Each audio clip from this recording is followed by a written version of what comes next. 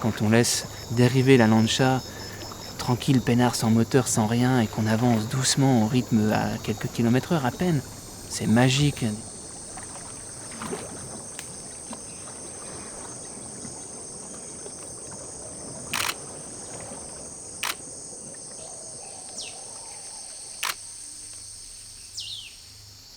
C'est un environnement qui m'est complètement inconnu.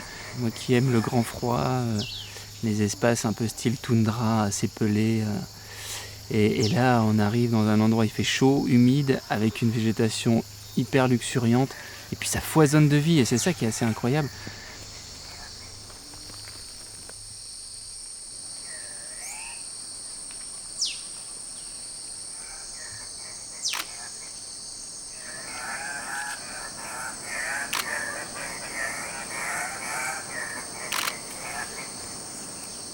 La grande surprise aussi, c'est de voir la manière dont se passe un grand tournage.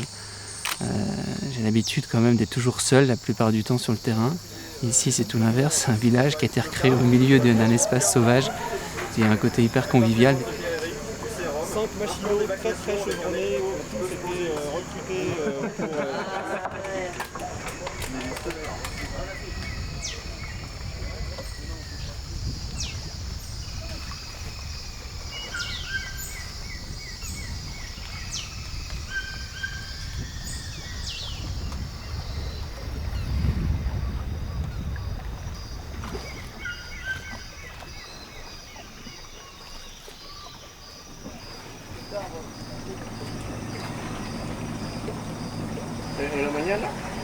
Le regard, il est en permanence sollicité par plein de choses.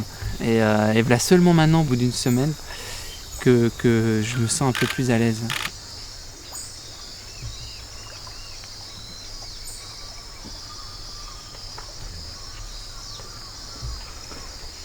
On a eu des situations incroyables avec le jaguar.